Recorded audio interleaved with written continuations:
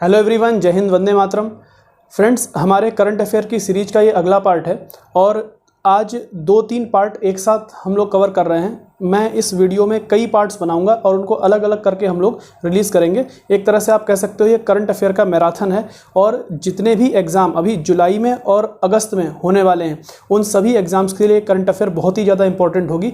और जितने भी क्वेश्चन मैं इसमें कराऊंगा आप उनको ज़रूर पढ़ के जाएँ और इससे पहले जो पार्ट्स आ चुके हैं उनको ज़रूर पढ़ें। करंट अफेयर्स 2022 सीरीज करके प्लेलिस्ट में आपको मिल जाएगा। आप प्लेलिस्ट में जाना, वहाँ पर लिखा होगा करंट अफेयर्स 2022। ठीक, इस प्लेलिस्ट को आप खोलोगे तो इसमें जितने भी वीडियोस हैं वो करंट अफेयर के ही वीडियो हैं और उसमें हमने जीएस के साथ उनको कवर किया है। अगर जीएस का कोई टॉपिक हमें मिल जाता है तो हम उसको वहीं पर निपटा देते हैं, वहीं उनका खेल खत्म। उसमें से फिर आपसे उससे बाहर कुछ भी नहीं पूछने वाला, आपको ये ध्यान में रखना है। तो इस वीडियो में भी ये वीडियो थोड़े बड़े होंगे जो अब ये सीरीज आएगी, क्योंकि एग्ज़ाम्स कई लोगों के एमटीएस के एग्ज़ाम्स हैं, कई के एसएससी के एग्ज़ाम्स हैं, तो कई एग्ज़ाम्स आ रहे हैं साथ साथ। तो इस मंथ में या फिर अगले मंथ में जो भी एग्ज़ाम हैं उन एग्ज़ाम को ध्यान में रखते हुए हमने इंपॉर्टेंट क्वेश्चन सेलेक्ट किए हैं और उनको यहाँ पर हम पढ़ने की कोशिश करेंगे। और अगर कोई जीएस का इंपॉर्टेंट टॉपिक मिलता है तो उसको भी साथ साथ हम ख़त्म करते हुए चले जाएंगे। चलिए आज के इस वीडियो में हम देखते हैं कि क्या क्या इंपॉर्टेंट क्वेश्चन है, उनको हम डिस्कस करेंगे। चलिए, आज का जो पहला क्वेश्चन है वो ये है कि 52वें अंतर्राष्ट्रीय फिल्म महोत्सव में, ध्यान रखिएगा, 52वां अंतर्राष्ट्रीय फिल्म महोत्सव, इंटरनेशनल फिल्म फेस्टिवल 52वां, इस फिल्म फेस्टिवल में किस राज्य को फिल्म शूटिंग के लिए सबसे अनुकूल राज्य का अवार्ड मिला है? यानी फिल्म की शूटिंग के लिए कौन सा राज्य सबसे अनुकूल है भारत में, वो अवार्ड किसको मिला है? तो आपको ध्यान रखना है उत्तर प्रदेश, यूपी, यानी उत्तर प्रदेश फिल्म शूटिंग के लिए सबसे अनुकूल राज्य है, सबसे अनुकूल राज्य है। यानी जहां फिल्म शूटिंग के लिए परमिशन काफ़ी आसानी से मिल जाती है और जहां पर डायरेक्टर भी शूटिंग करना पसंद करते हो, ऐसे राज्यों को फिल्म शूटिंग के लिए अनुकूल राज्य कहा जाता है। इससे पहले ये अवार्ड सिक्किम को भी मिल चुका है और 52वें अंतर्राष्ट्रीय फिल्म महोत्सव में अवार्ड किसको मिला है? उत्तर प्रदेश को। तो उत्तर प्रदेश के एग्जाम के लिए ये क्वेश्चन बहुत ज़्यादा इंपॉर्टेंट है, इसको आपको ध्यान में रखना है। अब हमारा जो अगला क्वेश्चन है वो ये है कि ट्विटर का नया CEO कौन बना है? तो आपको ध्यान रखना है ट्विटर के नए CEO पराग अग्रवाल बने हैं। पराग अग्रवाल ये ट्विटर के नए CEO बने हैं और ये इसलिए इंपॉर्टेंट क्वेश्चन है क्योंकि ट्विटर अभी न्यूज़ में बना हुआ है। एलन मस्क ने इसको खरीदने की घोषणा की थी, अब एलन मस्क ने इसको खरीदने से इनकार कर दिया है। अब एलन मस्क ने कहा है, एलन मस्क बोल रहे हैं कि हम ट्विटर को नहीं खरीदेंगे क्योंकि ट्विटर अपने फेक अकाउंट्स की जानकारी हमको नहीं दे रहा है कि कितने फेक अकाउंट्स चल रहे हैं ट्विटर पे। ठीक, तो एलन मस्क ने मना कर दिया है खरीदने से और ट्विटर ने एलन मस्क पे केस कर दिया है। अब ये कितना लंबा खिंचता है सिलसिला वो देखना होगा, लेकिन ध्यान आपको ये रखना है कि ट्विटर के नए CEO कौन है? तो ट्विटर के नए CEO बने हैं पराग अग्रवाल। इस चीज़ को आपको ध्यान में रखना है।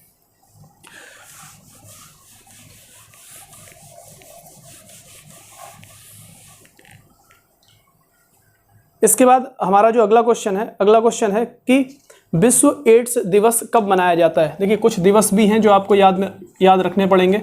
विश्व एड्स दिवस, तो विश्व एड्स दिवस 1 दिसंबर को मनाया जाता है। देखिए, हमने क्वेश्चंस वही उठाए हैं जो एग्जाम के पॉइंट ऑफ व्यू से इंपॉर्टेंट है और करंट अफेयर की न्यूज़ में कहीं ना कहीं ये न्यूज़ में आ रहे हैं बार बार। अब आप सोचेंगे कि ये कहाँ से न्यूज़ में आया है विश्व एड्स दिवस, ये तो दिसंबर में आता है। तो ध्यान रखिएगा, विश्व एड्स दिवस इसलिए न्यूज़ में आ चुका है। देखिए, दिवस तो नहीं आया लेकिन एड्स की बीमारी न्यूज़ में ज़रूर है। कैसे? भारत में अभी एक जेल में एक मैटर आया था कि उस जेल में एक महिला और कुछ कैदी एड्स यानी HIV पॉजिटिव पाए गए हैं। जेल में एक महिला और कैदी HIV पॉजिटिव पाए गए हैं। आप सोचिए, जेल में वो HIV पॉजिटिव पाए गए हैं। तो अब ये न्यूज़ बाहर आई है, अब इस पर जांच होगी कि आखिर ऐसा वहाँ हुआ क्या है, सारी चीज़ें हैं। लेकिन हमारे लिए इंपॉर्टेंट बात निकल कर आती है कि एड्स दिवस कब मनाया जाता है? तो 1 दिसंबर को मनाया जाता है। और एड्स किसके कारण होता है? HIV। ठीक, HIV के कारण, वायरस का नाम है HIV। ठीक, human immuno deficiency virus, human immuno deficiency virus ये इसका नाम है। और एड्स की फुल फॉर्म होती है एक्वायर्ड इम्यूनो डिफिशियंसी सिंड्रोम। ठीक, ये एड्स की फुल फॉर्म है। और किस वायरस के कारण होता है ये? तो HIV वायरस के कारण। और जिसे एड्स होगा वो HIV पॉजिटिव होगा, ये ध्यान रखना है। अगर कोई HIV पॉजिटिव है इसका मतलब वो एड्स की बीमारी से पीड़ित है, इस बात को याद रखिएगा। और एड्स दिवस कब मनाया जाता है? तो 1 दिसंबर को एड्स दिवस हर साल मनाया जाता है, इस चीज़ को हमें ध्यान रखना है। अगला क्वेश्चन जो हमारा है वो ये है कि दुनिया का सबसे महंगा शहर 2021 में किसे घोषित किया गया है? और ये घोषित करता है world wide cost of living index. एक इंडेक्स है,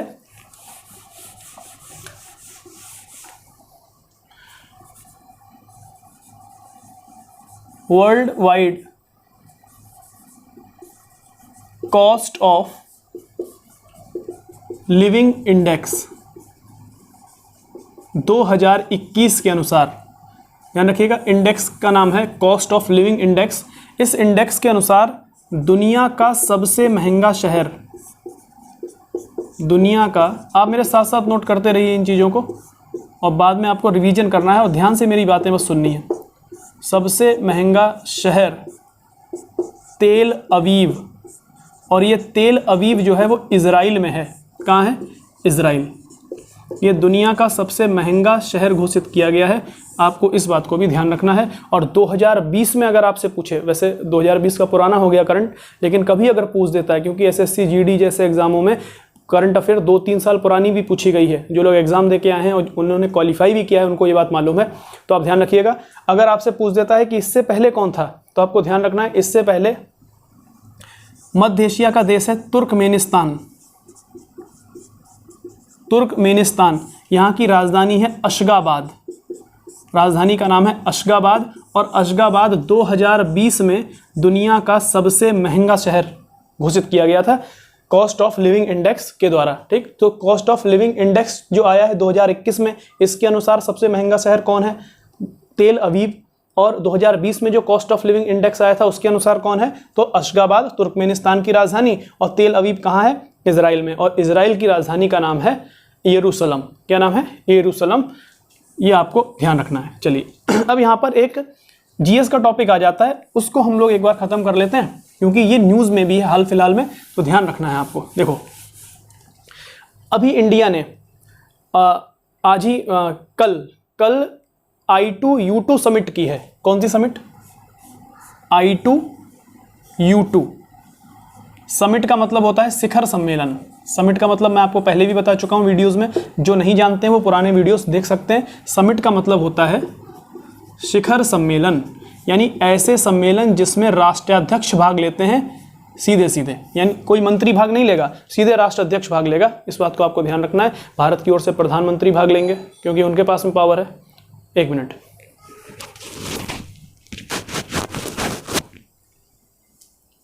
तो I2U2 समिट अभी कल ही इंडिया ने इसमें भाग लिया था। तो I2U2 समिट का मतलब क्या है ये आपको ज़रा ध्यान में रखना पड़ेगा।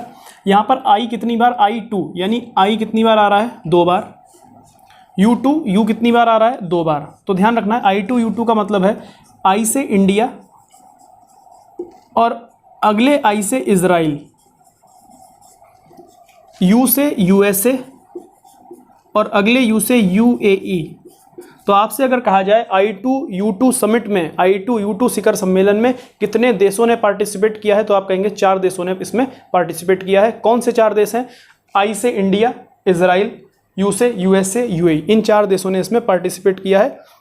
और इसमें UAE ने भारत के अंदर काफ़ी ज़्यादा निवेश करने की बात कही है। USA हमको टेक्नोलॉजी देगा और इजराइल भी हमको टेक्नोलॉजी प्रदान करेगा। टेक्नोलॉजी हमको मिलेगी इजराइल और USA से, और इसमें निवेश करेगा कौन? UAE। और ये खाद्य आपूर्ति के लिए किया गया एक समझौता है। इसमें भारत मेगा फूड पार्क का निर्माण करेगा। किसका निर्माण? मेगा फूड पार्क्स, जिससे कि दुनिया में भोजन की मतलब खाद्य चीज़ों की कमी ना हो पाए, खाद्य वस्तुओं की कमी ना हो पाए, जैसे गेहूं, धान, अनाज, इन चीज़ों की कमी ना हो दुनिया में। ये कौन तय करेगा? भारत तय करेगा इस चीज़ को। और भारत के अंदर मेगा फूड पार्क्स बनाए जाएंगे लगभग $2 बिलियन की लागत से। और ये $2 बिलियन जो निवेश करेगा वो निवेश करेगा भारत के अंदर UAE। तो ये बहुत ही इंपॉर्टेंट समिट है। तो हमने इसको देख लिया। इजराइल यहाँ पर था, तो इजराइल की राजधानी है यरूशलेम। इजराइल की राजधानी क्या है? यरूशलेम। आपको ध्यान रखना है, ये इजराइल की राजधानी है। और इजराइल मिडल ईस्ट का एक देश है, या आप कह सकते हैं पश्चिम एशिया का एक देश है। ठीक, पश्चिम एशिया का देश है। और यहाँ का जो मुख्य धर्म है वो क्या है? यहूदी धर्म यहाँ का मुख्य धर्म है। ये भी आपको ध्यान रखना है। और सबसे इंपॉर्टेंट बात यह है कि इस समय वर्तमान में इजराइल के प्रधानमंत्री कौन है, ये भी आप याद रखिए। तो उनका नाम है याइर लापिड। ये इस समय इजराइल के प्रधानमंत्री हैं, याइर लापिड।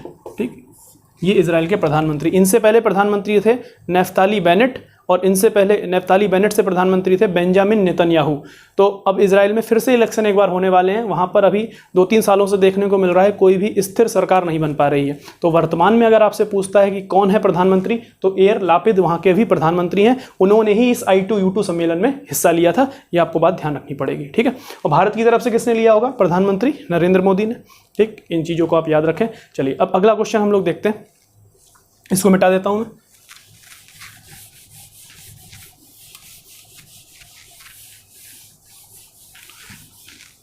चलिए अगला क्वेश्चन है, मुख्यमंत्री तीर्थ यात्रा योजना के तहत पाकिस्तान में करतारपुर साहिब और तमिलनाडु में वेलकन्नी चर्च को जोड़ने की घोषणा किस राज्य ने की है? सबसे पहले आप योजना का नाम याद रखिए। योजना का नाम है मुख्यमंत्री तीर्थ यात्रा योजना। सबसे पहली बात यही ध्यान रखनी है। देखिए, कभी भी GS में चीज़ों को तोड़ तोड़ के पढ़ो। आप एक साथ कोई लाइन याद करने की कोशिश करनी नहीं है। एक लंबी लाइन हमने पढ़ी, बहुत सारी इन्फॉर्मेशन हमारे पास आ गई, उस इन्फॉर्मेशन को तोड़ तोड़ कर याद कर लेना है, जैसे कि हम GS में करते भी हैं। क्लास में हम ऐसे ही पढ़ते हैं। किस तरह पढ़ते हैं? कोई ज़्यादा चीज़ें, जैसे भगवान बुद्ध ने अष्टांगिक मार्ग दिए, तो 8 हमें एक साथ याद नहीं करने हैं। उन 8 को 4-4 हिस्सों में तोड़ लेना है, या अपने हिसाब से आप जैसे तोड़ पाएँ उनको 2-2 करके 4 बार में तोड़ लेना है। ठीक, 3-3 2 में याद कर लेना है। तोड़ तोड़ के पढ़ेंगे तो आसानी से याद होगा। तो देखिए यहाँ भी यही करना। सबसे पहले योजना देखनी है, मुख्यमंत्री तीर्थ यात्रा योजना। सबसे पहले ये चीज़ लिखनी है। और ध्यान रखना है कि मुख्यमंत्री तीर्थ यात्रा योजना किस राज्य या केंद्र शासित प्रदेश के द्वारा चलाई गई है। तो ध्यान रखिए, ये दिल्ली के द्वारा चलाई गई है। दिल्ली, और दिल्ली क्या है? राज्य या केंद्र शासित प्रदेश? तो आप कहेंगे दिल्ली एक केंद्र शासित प्रदेश है, यानी UT है, यूनियन टेरिटरी है। और दिल्ली के मुख्यमंत्री कौन है? श्री अरविंद केजरीवाल। श्री अरविंद केजरीवाल। ठीक, इतनी बात पहले हमें याद रखनी है। मुख्यमंत्री तीर्थ यात्रा योजना किस राज्य या केंद्र शासित प्रदेश के द्वारा चलाई गई है? तो आप कहेंगे दिल्ली के द्वारा। अब देखिए, इस तीर्थ यात्रा योजना में क्या है? इसके तहत 2 जगहों को आपस में जोड़ा गया है। एक, पहला करतारपुर साहिब,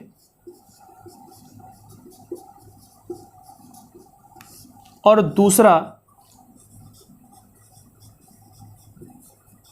वेलकन्नी चर्च। ये 2 जगह आपस में जोड़ी गई हैं। अब आपको ध्यान क्या रखना है कि करतारपुर साहिब कहाँ है और वेलकन्नी चर्च कहाँ है। तो वेलकन्नी चर्च तो है तमिलनाडु में। कहाँ है ये? तमिलनाडु में। और करतारपुर साहिब कहाँ है? पाकिस्तान में। पाकिस्तान। ठीक, करतारपुर कॉरिडोर आपने खूब सुना होगा। जिस समय इसका उद्घाटन हुआ था हमारी तरफ से, भारत की तरफ से प्रधानमंत्री नरेंद्र मोदी ने किया था, और पाकिस्तान की तरफ से इमरान खान ने किया था। अब जो प्रधानमंत्री नहीं है, पहले प्रधानमंत्री थे। इस समय प्रधानमंत्री पाकिस्तान के शहबाज शरीफ हैं। और हमारे यहाँ से नवजोत सिंह सिद्धू उस उद्घाटन में गए थे, जब उधर से उद्घाटन हुआ था तब काफ़ी कंट्रोवर्सी हुई थी इस पर। हमें उससे लेना देना नहीं है। हमें याद रखना है मुख्यमंत्री तीर्थ यात्रा योजना दिल्ली ने चलाई है, और इसमें करतारपुर साहिब और तमिलनाडु को आपस में जोड़ा गया है। अब देखो, इस चीज़ को आप एक बार डायग्राम में देख लो, यानी इंडिया का आप मैप बनाओ और उसमें देखो, तो आपकी चीज़ बिल्कुल स्पष्ट हो जाएगी। देखिए, इसी चीज़ को मैं बनाऊंगा वहाँ। ये हमारा, हम छोटा सा एक मैप बना लेते हैं। देखिए मैप बनाने से, डायग्राम बनाने से, फ्लो चार्ट बनाने से चीज़ें बड़ी आसानी से याद हो जाती हैं। ठीक, ये रहा। अब क्या, तमिलनाडु में कौन सा चर्च, वेलकन्नी चर्च तमिलनाडु में, तो ये तमिलनाडु का हिस्सा रहा। ये वाला हिस्सा किसका है, तमिलनाडु का, तो ये वेलकन्नी चर्च। अब पाकिस्तान में क्या है, करतारपुर साहिब कॉरिडोर, पंजाब प्रांत में आता है, तो पंजाब प्रांत हमारे पंजाब से सटा हुआ, यहाँ पर भी एक पंजाब है, तो ये है करतारपुर साहिब। इन दोनों को जोड़ता हुआ, ये इन दोनों को जोड़ने का काम हुआ है। यहाँ से देखिए कहाँ से कहाँ तक, तो बताइए। भारत में तमिलनाडु के वेलकन्नी चर्च को जोड़ा गया है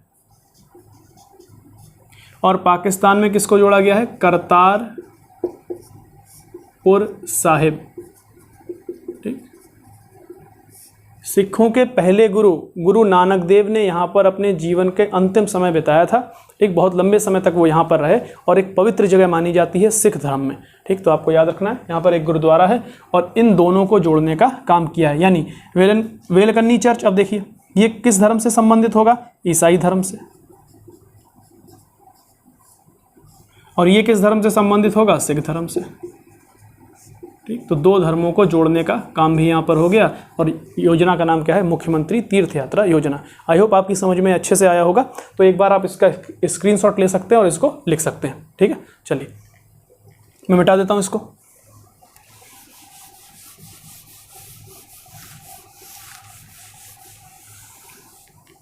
चलिए अगला क्वेश्चन है, हॉर्नबिल फेस्टिवल।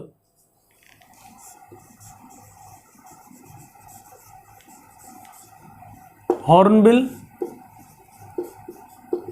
फेस्टिवल कौन से राज्य में मनाया जाता है, तो आपको ध्यान रखना है, ये क्वेश्चन कई बार पूछा गया है, तो ध्यान रखिएगा। हॉर्नबिल फेस्टिवल नागालैंड राज्य में मनाया जाता है, नागालैंड में।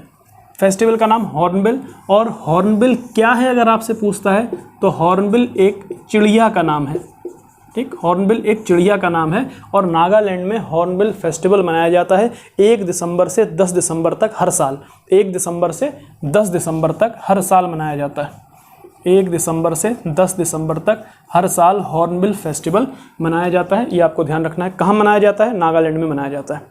अगला क्वेश्चन है, बैलन डी ओर अवार्ड किसने जीता है। ये फुटबॉल में मिलने वाला अवार्ड है, फुटबॉल के खिलाड़ियों को दिया जाता है बैलन डी ओर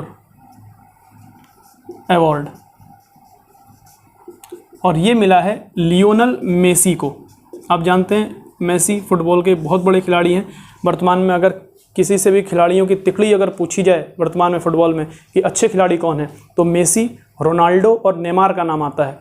नेमार कहाँ के खिलाड़ी हैं, ये ब्राज़ील के हैं, और मेसी कहाँ के हैं, अर्जेंटीना के, और रोनाल्डो कहाँ के हैं, पुर्तगाल के। ठीक, लियोनल मेसी, तो मेसी अर्जेंटीना के हैं। ठीक, अर्जेंटीना के फुटबॉलर हैं मेसी, इनको बैलन डी ओर अवार्ड दिया गया है, ये आपको ध्यान रखना है, बैलन डी ओर। ठीक है, चलिए, और सबसे ज़्यादा बार बैलन डी ओर जीतने वाले खिलाड़ी भी कौन है, लियोनल मेसी, ये भी आपको याद रखना है। अगला सवाल है,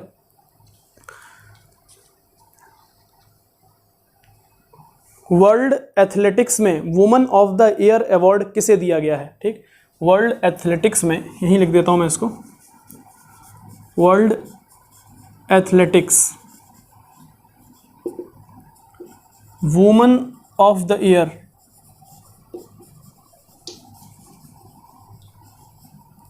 वुमन ऑफ द ईयर, इस वर्ष का woman of the year award किसे दिया गया है, तो इंडियन है अंजू बॉबी जॉर्ज, अंजू बॉबी जॉर्ज को दिया गया है, ये भी आपको ध्यान रखना है। और ये लॉन्ग जंप की खिलाड़ी हैं, लॉन्ग जंप। ठीक, अब ये रिटायरमेंट ले चुकी हैं, पुरानी खिलाड़ी हैं, लेकिन आपको ध्यान रखना है वर्ल्ड एथलेटिक्स में woman of the year award किसे मिला है, अंजू बॉबी जॉर्ज को मिला है। ये लॉन्ग जंप की खिलाड़ी हैं, लॉन्ग जंप, लंबी कूद की। ठीक है, चलिए इसके बाद अगला सवाल है, डॉक्टर एम.एस. स्वामीनाथन अवार्ड 2021 किसे मिला है। डॉक्टर, इसको मैं मिटा देता हूं,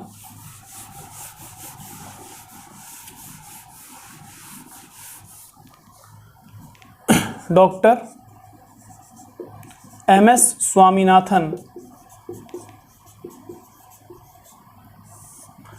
अवार्ड पुरस्कार 2021 किसे मिला है? तो आपको ध्यान रखना है ये मिला है वी प्रवीण राव को। ठीक, वी प्रवीण राव को। अब यहाँ पर हमारे लिए इम्पोर्टेंट कौन है? Doctor M S. स्वामीनाथन। तो ध्यान रखिएगा, भारत में हरित क्रांति का जनक कहा जाता है एम.एस. स्वामीनाथन को। भारत में हरित क्रांति का जनक, भारत में हरित क्रांति का जनक किसे कहा जाता है? Doctor M S. स्वामीनाथन को। अब आपको ये बताना है कि विश्व में हरित क्रांति का जनक किसे कहा जाता है? विश्व में हरित क्रांति का जनक किसे कहा जाता है? तो ध्यान रखिए, विश्व में हरित क्रांति का जनक कहते हैं नॉर्मन बोरलॉग को। किसको कहा जाता है? नॉर्मन बोरलॉग, नॉर्मन बोरलॉग को विश्व में हरित क्रांति का जनक कहा जाता है। और नॉर्मन बोरलॉग यूएसए के रहने वाले थे। कहाँ के निवासी थे? यूएसए के। इनका जन्म यूएसए में हुआ, जबकि इन्होंने अपने प्रयोग मैक्सिको में किए। कहाँ पर? मैक्सिको में। और आज जो आप हाइब्रिड पौधे देखते हैं, हाइब्रिड फसलें देखते हैं, ये इन्हीं की देन है। फर्टिलाइज़र से फसलें उगाना, हाइब्रिड फसलें उगाना, ये सब किनकी खोज है? ये नॉर्मन बोरलॉग की खोज है। ये आपको ध्यान रखना है। ठीक है, इन्होंने गेहूं के बौने पौधे उगाए थे, गेहूं के बौने।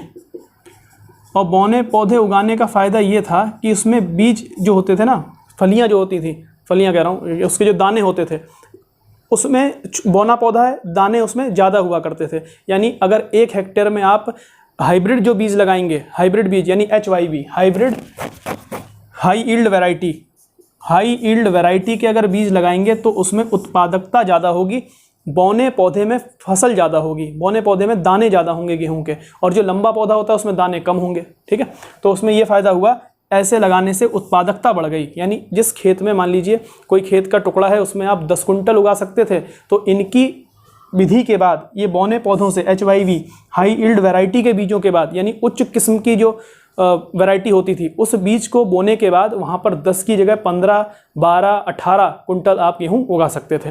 तो ये किसने किया? ऐसा कारनामा किसने करके दिखाया? नॉर्मन बोरलॉग ने। लेकिन इनकी बहुत ज़्यादा आलोचना हुई, और आलोचना इस बात पर हुई क्योंकि HYV बीजों से फसल उगाने के लिए बहुत ज़्यादा मात्रा में खाद का प्रयोग करना पड़ता था, और खाद केमिकल से बनी होती है। एक तरह का एक पॉइज़न ही हुआ, ये हमारे शरीर में पॉइज़न जा रहा है अगर हम खाद का प्रयोग करके फसलें उगा रहे हैं, क्योंकि प्राकृतिक रूप से है नहीं, वो जैविक फसल तो है नहीं कि हमने गोबर का इस्तेमाल किया हो, यानी का ऑर्गेनिक फसलों का इस्तेमाल किया हो, ऐसा तो कुछ है नहीं, वो खाद है। पॉइजन धीरे धीरे शरीर में जा रहा है। इनकी आलोचना हुई, और उस समय इनका स्टेटमेंट था कि लोगों को भूखा मरते देखने से अच्छा है लोग मेरा उगाया हुआ इस गेहूँ को खाकर, इस अनाज को खाकर धीरे धीरे मरें। भूख से मरने से अच्छा है लोग धीरे धीरे मरें, लेकिन चीज़ों को, मतलब जो गेहूँ जो उगाया जा रहा है उसको खाएँ, जो अनाज उगाया जा रहा है उसको खाएं। भूखा मरते मैं किसी को नहीं देख सकता। और इसीलिए इनको सन 1970 में, ध्यान रखना है आपको, सन 1970 में शांति का नोबेल पुरस्कार दिया गया था। शांति का नोबेल पुरस्कार। ये पूछा हुआ सवाल है कि नॉर्मन बोरलॉग को किस क्षेत्र में नोबेल पुरस्कार दिया गया? तो ध्यान रखिएगा, साइंस में नहीं। कहीं आप सोच रहे हो साइंस में दिया है, साइंस में नहीं। शांति का नोबेल पुरस्कार दुनिया से भुखमरी को मिटाने के प्रयास के लिए दिया गया। दुनिया से भुखमरी तो आज तक नहीं मिटी। भारत आज भी भुखमरी के मामले में जो बॉटम कंट्रीज़ हैं उनमें आता है। आज भी भारत में भुखमरी बहुत ज़्यादा है। तो एक प्रयास इनके द्वारा किया गया कि जितनी फसल कम हो रही है, अब ज़्यादा फसलें उगा रहे हैं, तो कम से कम ज़्यादा से ज़्यादा लोगों को भोजन मिलेगा। और यही कॉन्सेप्ट लेकर भारत में कौन आए? एम.एस. स्वामीनाथन। शुरू में उनका भी बहुत ज़्यादा विरोध हुआ, ठीक है, लेकिन धीरे धीरे वो चीज़ें बदल गई। आज आप देखते हैं कि सभी लोग फसलों में खाद का इस्तेमाल कर रहे हैं। हालांकि उसका नुकसान अब हमें झेलना पड़ रहा है। कई जगह जो भूमि है वो बंजर हो चुकी है, और अब इसीलिए अब जैविक कृषि का कॉन्सेप्ट, जो ऑर्गेनिक फार्मिंग है, उस और ऑर्गेनिक फार्मिंग का कॉन्सेप्ट अब फिर से आ रहा है, ठीक है, जिसमें गोबर का इस्तेमाल ज़्यादा किया जाता है खाद के रूप में, ठीक, कार्बनिक जो खाद है उसका प्रयोग किया जाता है, ना कि रासायनिक का। हालांकि ये अभी बहुत कम है, उतना ज़्यादा नहीं है, लेकिन सिक्किम भारत के अंदर ऐसा राज्य बन गया है जो पूरी तरह से 100% ऑर्गेनिक फार्मिंग करता है, ठीक, ये आपको ध्यान रखना है। भारत में पूर्ण रूप से जैविक राज्य कौन बन चुका है फसलों के मामले में, तो आपको ध्यान रखना है, वो कौन है?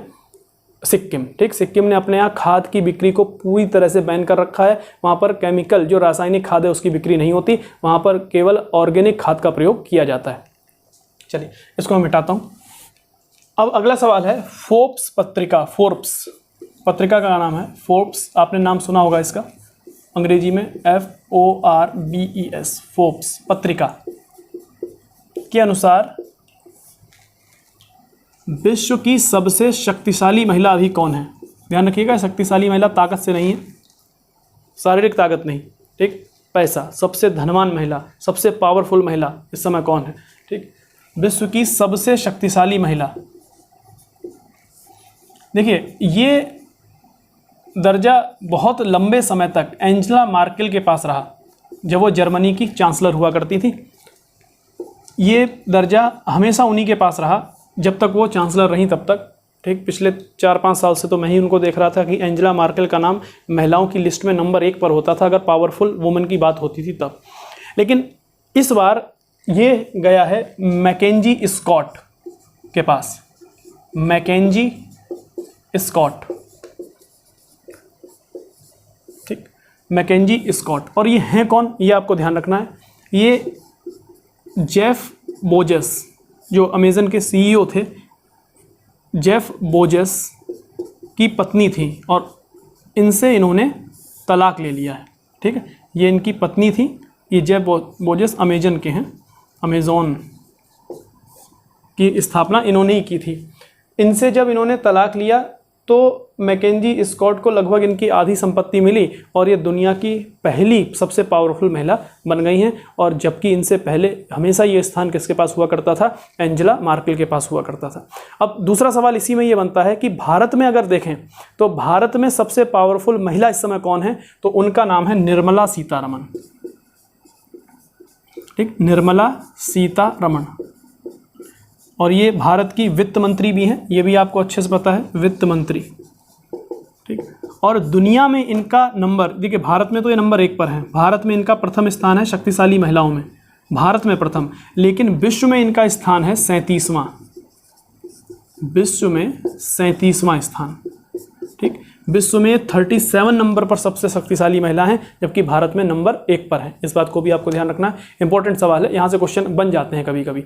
तो इनका क्वेश्चन बन सकता है क्योंकि ज़्यादा इंपॉर्टेंट हो गई, क्योंकि पहले ये स्थान एंजेला मार्केल के पास हुआ करता था जो जर्मनी की चांसलर थी। अब ये स्थान मैकेंजी स्कॉट के पास आ गया है जो जेफ बोजेस से जिन्होंने तलाक लिया है। ठीक, चलिए अगला क्वेश्चन है विश्व कंप्यूटर साक्षरता दिवस कब मनाया जाता है? तो यहाँ सिंपल मैं लिख देता हूँ इस बात को, विश्व कंप्यूटर साक्षरता दिवस 2 दिसंबर को मनाया जाता है, ये आपको ध्यान रखना है, विश्व कंप्यूटर साक्षरता दिवस। और इससे पहले मैंने आपको बताया था विश्व एड्स दिवस कब मनाया जाता है, तो वो 1 दिसंबर को, और विश्व कंप्यूटर साक्षरता दिवस कब मनाया जाता है? 2 दिसंबर को। ठीक, और राष्ट्रीय प्रदूषण नियंत्रण दिवस कब मनाया जाता है? वो 2 दिसंबर को। भोपाल त्रासदी की घटना मैंने आपको बताई थी 1984 में 2-3 दिसंबर को, 2 दिसंबर की रात को शुरू हुई और 3 दिसंबर तक चली ये घटना। गैस के लीकेज के कारण, भोपाल में एक कंपनी थी यूनियन कार्बाइड, उस कंपनी में रिसाव होता है मेथिल आइसोसाइनाइड नाम की गैस का, और पूरे भोपाल में वो गैस फैल जाती है और आसपास जितने उस फैक्ट्री के आसपास रहने वाले लोग थे वो उस गैस से मर जाते हैं या फिर बहुत गंभीर हालत में अस्पताल में भर्ती करवाए जाते हैं। बहुत बड़ी त्रासदी भारत के अंदर वो मानी गई, 1984 में बहुत बड़ी त्रासदी थी। इसीलिए उस घटना को आज भी बहुत दुख के साथ याद किया जाता है और कोशिश की जाती है कि कभी भी किसी कंपनी में, किसी फैक्ट्री में इस प्रकार का कोई लीकेज ना हो जहाँ पर इस तरह के रासायनिक पदार्थ बन रहे हों। तो इस चीज़ को ध्यान रखना। तो विश्व कंप्यूटर साक्षरता दिवस 2 दिसंबर को मनाते हैं, ये विश्व है। और राष्ट्रीय प्रदूषण नियंत्रण दिवस मनाते हैं 2 दिसंबर को 1984 की याद में। भोपाल त्रासदी उस दिन हुई थी। किस गैस के कारण हुई थी, ये सवाल खूब पूछा जाता है। तो मेथिल आइसोसाइनाइड के कारण, CH3NC के कारण। ठीक, चलिए पिछले वीडियो में हमने उसके बारे में बताया था, आप देख सकते हो पिछला वीडियो। अगला क्वेश्चन देखते हैं क्या है। अगला क्वेश्चन है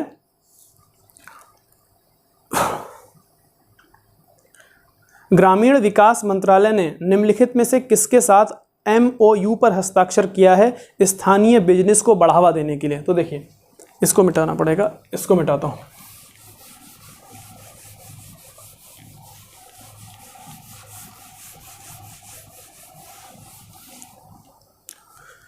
तो देखिए क्वेश्चन है कि ग्रामीण विकास मंत्रालय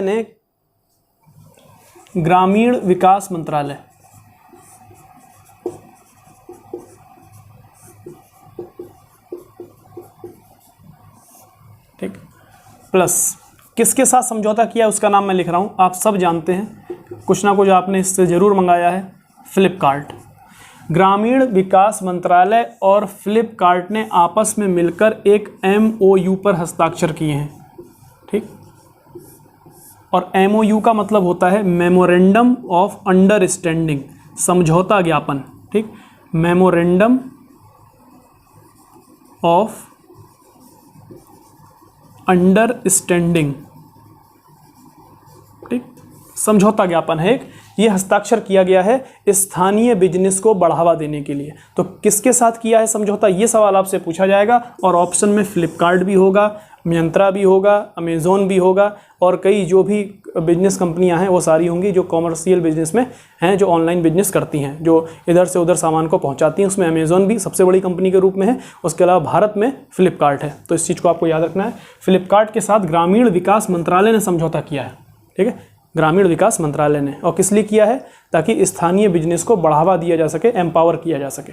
चलिए अगला क्वेश्चन है पहला, असम राज्य का सर्वोच्च सम्मान का नाम क्या है। तो असम राज्य के सर्वोच्च सम्मान का नाम है, जैसे भारत का सर्वोच्च सम्मान भारत रत्न है, भारत रत्न, भारत का सर्वोच्च सम्मान कैसे माना जाता है, भारत रत्न को, उसी तरह असम का सर्वोच्च सम्मान है असम वैभव,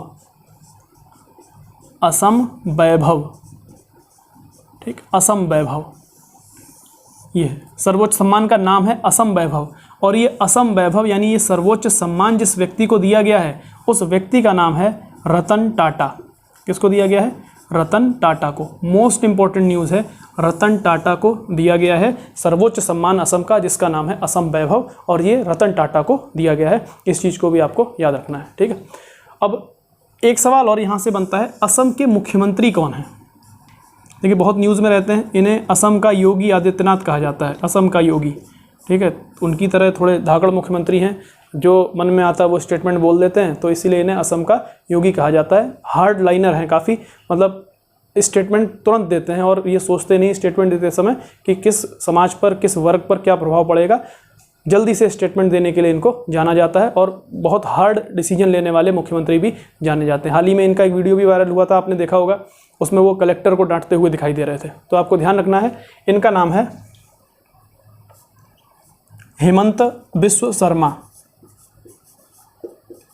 हेमंत बिस्व शर्मा, ठीक, हेमंत बिस्व शर्मा। अब कहीं कहीं हिमंता इनको कहा जाता है, हिमंत, है ना, जो भी हो आप इनको ऐसे लिखें, हिमंत बिस्व शर्मा इनका नाम है। और इनसे पहले असम के मुख्यमंत्री सर्बानंद सोनोवाल थे, सर्बानंद सोनोवाल। इनसे पहले मुख्यमंत्री कौन थे, इनसे बनने से पहले सर्बानंद सोनोवाल। अब ये मुख्यमंत्री नहीं है। सर्बानंद सोनोवाल वर्तमान में क्या हैं ये भी ध्यान रखिएगा, ये वर्तमान में आयुष मंत्रालय के मंत्री हैं, आयुष मंत्री, ठीक। इनके अंडर में भी वर्तमान में क्या है, आयुष मंत्रालय, केंद्रीय आयुष मंत्रालय, ठीक, आयुष। यहाँ पर आयुष का मतलब क्या है, ए से आयुर्वेदिक, वाई से योगा, यू से यूनानी, एस से सिद्धा और एच से होम्योपैथी, ये सारे आयुष के अंतर्गत आते हैं। तो वर्तमान में आयुष मंत्रालय के मंत्री कौन हैं, तो सर्बानंद सोनोवाल हैं। ये मुख्यमंत्री हुआ करते थे असम के, लेकिन वर्तमान में असम के मुख्यमंत्री कौन हैं, तो हिमंता बिस्व शर्मा। इस चीज़ को भी आपको याद रखना है। चलिए, और अभी असम में काफ़ी ज़्यादा बाढ़ आई हुई है, तो इसलिए असम इस समय न्यूज़ में बना हुआ है, तो अभी के एग्जामों के लिए असम भी इंपॉर्टेंट हो सकता है। अगला हम क्वेश्चन देखते हैं। अगला क्वेश्चन है नमदा शिल्प योजना, नमदा शिल्प, यहाँ लिख देता हूँ मैं इसको, नमदा शिल्प योजना कौन से राज्य या केंद्र शासित प्रदेश के द्वारा चलाई जा रही है। तो आपको सिंपल याद रखना है, नमदा शिल्प योजना जम्मू कश्मीर केंद्र शासित प्रदेश के द्वारा चलाई जा रही है। जम्मू कश्मीर पहले क्या हुआ करता था, पहले राज्य हुआ करता था, ठीक, लेकिन जम्मू कश्मीर राज्य पुनर्गठन अधिनियम लाकर इसको 2 केंद्र शासित प्रदेशों में बांट दिया गया। ये देखिए, ये जम्मू कश्मीर है, पहले जम्मू कश्मीर राज्य हुआ। हम तो पहले जम्मू कश्मीर पूरा ही अपना मानते हैं, लेकिन ध्यान रखें ये वाला हिस्सा पीओके है, ये वाला हिस्सा गिलगित बल्टिस्तान है, GB, ये है POK, ये POK का हिस्सा है, गिलगित बल्टिस्तान का हिस्सा है जो पाकिस्तान ने दोनों क्षेत्र कब्जा रखे हैं। यहाँ पर सियाचिन का ग्लेशियर है जिस पे भारत का कब्जा है, और ये है COK, चाइना ऑक्युपाइड कश्मीर, जहाँ पर चीन ने अपना कब्जा कर रखा है। और हमारे कब्जे में जो है, हमारे पास जो है कश्मीर, वो इतना कश्मीर है, ये वाला जो आपको दिखाई दे रहा है, ये कश्मीर हमारे हिस्से में आता है। लेकिन हम तो पूरा कश्मीर अपना मानते हैं, ठीक, और हमारा कश्मीर है भी, अभी नहीं तो आगे चल के हो जाएगा, होगा ज़रूर। तो हम क्या करते हैं, इन सबको यहाँ इनकी फ़ाइल यही निपटा देते हैं।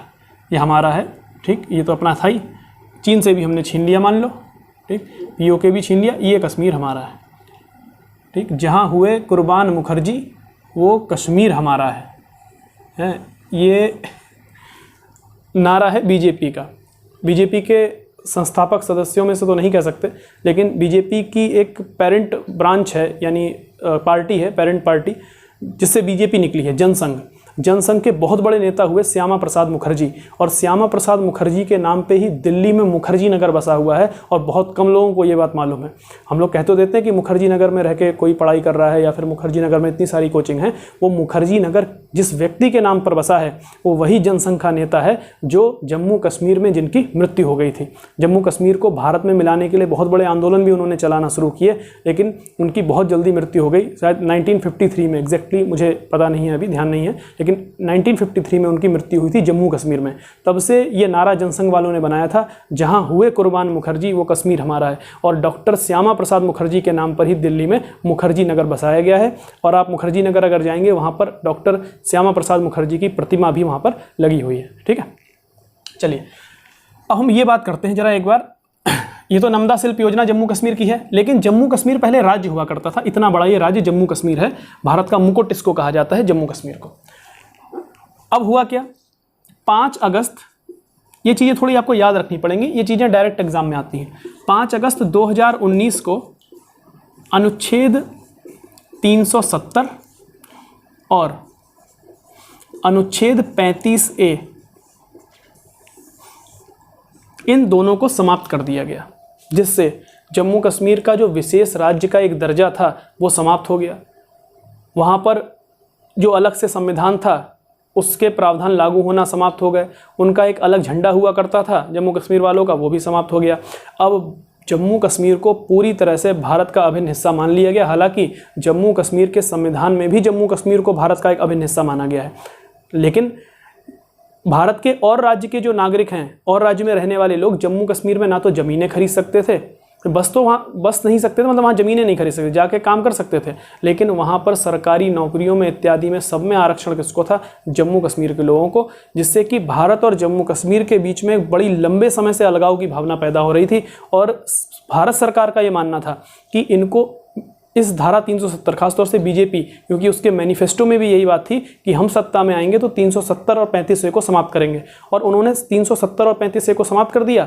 और समाप्त करने के बाद उन्होंने एक काम किया, ये काम तो उन्होंने 5 अगस्त को कर दिया, ठीक है, 5 अगस्त को, लेकिन उन्होंने एक काम और किया। उन्होंने कहा कि 31 अक्टूबर सन 2019 को उन्होंने जम्मू कश्मीर को 2 केंद्र शासित प्रदेशों में बांट दिया। ध्यान रखिएगा, 2 केंद्र शासित प्रदेशों में। और 2 केंद्र शासित प्रदेश कौन से, एक लद्दाख और एक जम्मू कश्मीर, ठीक। ये जम्मू कश्मीर रहा और ये रहा लद्दाख, और इन दोनों को राज्य ना बना के यूटी बनाया, यूनियन टेरिटरी। एक जम्मू कश्मीर, ये भी क्या बन गया, यूटी, जो कि इतना सा सिमट के रह गया जो पूरा हुआ करता था, लेकिन यूटी बना जम्मू कश्मीर। और दूसरा लद्दाख, इन दोनों को यूटी बना दिया। यूटी बनाने का मतलब उस पर नियंत्रण केंद्र सरकार का होगा, वहाँ पर मुख्यमंत्री का कोई नियंत्रण नहीं होगा। दूसरा काम ये किया, लद्दाख में तो इलेक्शन की कोई गुंजाइश ही नहीं रखी, लद्दाख में कोई इलेक्शन नहीं होगा, यहाँ पर सीधा सीधा शासन प्रशासक करेगा, जैसे राष्ट्रपति भेजेगा या केंद्र सरकार भेजेगी। जबकि जम्मू कश्मीर में इलेक्शन करवाए जाएंगे, ये बात कही गई है, हालांकि अभी तक नहीं हुए होंगे, लेकिन इलेक्शन सीटें वहाँ पर छोड़ी गई हैं, तो वहाँ पर इलेक्शन होंगे, वहाँ विधानसभा बनेगी, लेकिन उसकी पावर वही होगी जो दिल्ली और पुडुचेरी के सीएम की है। वहाँ पे जो सीएम बनेगा उसके पास पावर वही होगी जो दिल्ली के सीएम के पास है, और पुडुचेरी यानी पुदुचेरी के सीएम के पास है वही पावर, यानी नाम मात्र का वहाँ पर मुख्यमंत्री होगा। और दिल्ली और पौंडीचेरी के मुख्यमंत्री वही पावर रखते हैं जो हमारे यहाँ नगर निगम का अध्यक्ष या मेयर रखता है, उससे ज़्यादा उनकी पावर नहीं होती, ज़्यादा डिसीजन लेने के लिए वो स्वतंत्र नहीं होते हैं। इस बात को ध्यान रखिएगा। और ध्यान रखें, राज्यों के मुख्यमंत्री की नियुक्ति, इस चीज़ों को ध्यान रखते हुए चलिए, राज्यों के मुख्यमंत्री की नियुक्ति गवर्नर के द्वारा की जाती है। राज्यों के मुख्यमंत्री की नियुक्ति कौन करता है? गवर्नर करता है। जबकि केंद्र शासित प्रदेशों के मुख्यमंत्री की नियुक्ति, जैसे दिल्ली और पौंडीचेरी में वर्तमान में विधानसभाएं हैं, इनके मुख्यमंत्री की नियुक्ति सीधा राष्ट्रपति करता है। कौन करेगा? राष्ट्रपति। तो दिल्ली के और पुडुचेरी के या पौंडीचेरी के मुख्यमंत्री की नियुक्ति कौन करता है? राष्ट्रपति। अब जम्मू कश्मीर में अगर मुख्यमंत्री बनेगा तो उसकी नियुक्ति भी कौन करेगा? राष्ट्रपति। ठीक, चलिए इन बातों को आप ध्यान रखिएगा। ये जम्मू कश्मीर के बारे में कुछ बात थी। तो अब दोनों क्या हैं? ये केंद्र शासित प्रदेश हैं। अब बताइए, आपसे अब सवाल पूछा जाए, बताइए भारत का सबसे उत्तरी राज्य कौन सा है? क्या आंसर देंगे? लद्दाख? ये नहीं, लद्दाख नहीं, क्योंकि ये तो यूटी है, मैं राज्य पूछ रहा हूँ। तो राज्य कौन सा हो जाएगा? हिमाचल प्रदेश। कौन सा? हिमाचल प्रदेश भारत का सबसे उत्तरी राज्य है, जबकि पहले ये आंसर जम्मू कश्मीर हुआ करता था। अब जम्मू कश्मीर 2 यूटी में चेंज हो चुका है। चलिए अगला क्वेश्चन देखते हैं, इसको मैं मिटाता हूँ।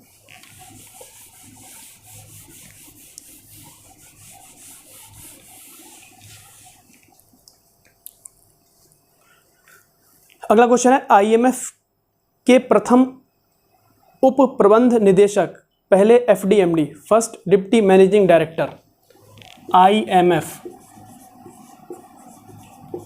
की प्रथम एफडीएमडी कौन बनाई गई हैं? महिला हैं, इसलिए की प्रथम लगाया हमने। एफडीएमडी का मतलब होता है फर्स्ट